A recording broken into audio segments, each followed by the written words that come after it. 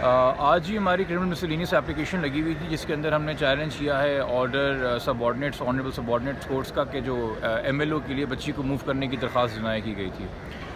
اس پہ آنریبل جج صاحب نے آئی او سے پوچھا کہ کیا انہوں نے چارج شیٹ جمع کرا دی ہے، تو انہوں نے جی کرا دی ہے۔ تو انہوں نے کہا کہ جی اس عدالت نے کب دیں گے؟ تو اس نے کہا سر جیسے آپ حکم کریں گے میں آج جمع کرا دوں گا۔ عدالت چاہ رہی تھی میٹر کی سینسٹیوٹی کو دیکھ کے کہ اس کو اگلے دن نیکسٹ ڈے ہی رکھا جائے، مگر اکیوز کے جو کاؤنسل اپیئر ہوئے انہوں نے کہا جی ہمارے senior council out of city ہیں، وہ 19 تک نہیں آئیں گے۔ اب یہ کرٹسی ہوتی ہے بیسک، اس کے اندر ہم بھی ریزسٹ نہیں کرتے ہیں، بیکاز ہر ایک کو اپنا موقف رکھنے کا موقع ملنا چاہیے۔ تو 19 تاریخ اس کے اندر اب ہوئی، اور 19 تاریخ کو پولیس بھی اپنا چلان فائنل جو جمع کرا چکی وہاں پہ وہ لے کے آئے گی، تاکہ تمام تر چیزیں عدالت کے سامنے ہوں، پھر عدالت نے مزید کوئی آرڈر کرنا ہوگا تو اس میں کرنا ہے۔ کرکس بتائیے گا یہ جو آپ نے اپیل داخل کی ہے؟ دیکھیے کرکس کا صرف اتنا سا ہے کہ اس کیس کے اندر 2 آفینسز لگے ہوئے ہیں، ٹریفکنگ کا،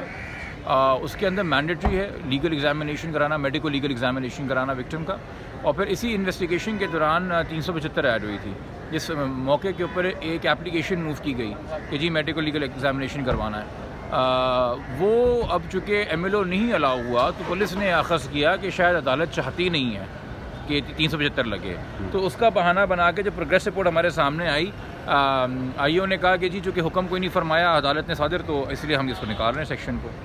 تو ایک تو عدالت کے حکم کی غلط انٹرپریٹیشن ہو رہی ہے، دوسرا جو مینڈیٹری پروویژنز آف لا ہیں کہ جب آپ کوئی سیکشن لگائیں گے تو اس کے لوازمات سارے پورے کریں گے، وہ نہیں کیے ہوئے، جس کا فائدہ ایونچولی مطلب کہ کہنے کا مقصد ہے کہ جو اکیوز آج کہہ رہا ہے کہ جی ایم ایل او نہ کروائیں،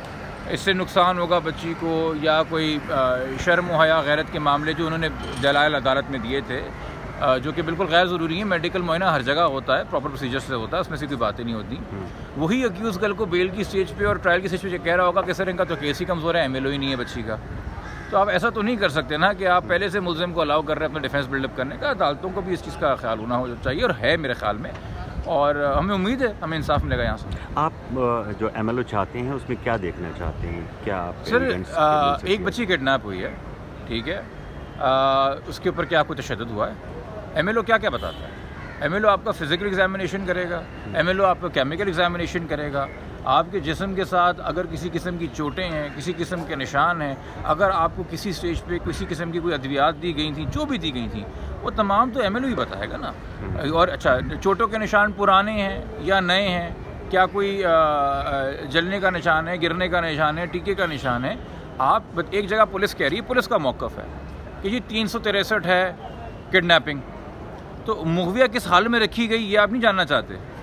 پھر پولیس نے خود لگایا ٹریفکنگ کا آفینس اور اس کو مینٹین کیا کہ جی فار کمپیلڈ لیبر اور کمرشل سیکس پرپز آپ کسی کو ٹرانسپورٹ اور ہاربر کر رہے ہیں، تو اس انوائرمنٹ میں بچی کی کیا فزیکل کنڈیشن ہے وہ آپ نہیں دیکھنا چاہیں گے؟ اچھا پھر آپ نے اس کے ساتھ لگا دیا 375، وہ آٹومیٹکلی ایم ایل او کی ریکوائرمنٹس میں آتی ہیں، ڈی این اے اور باقی چیزیں آتی ہیں۔ ہمارے یہاں ایک میڈیکل ایویڈنس ہوتا ہے، وہ ڈاکٹر صاحبہ ہیں، وہ اس کو مکمل رپورٹ تیار کریں گی، میں موجود نہیں ہوں گا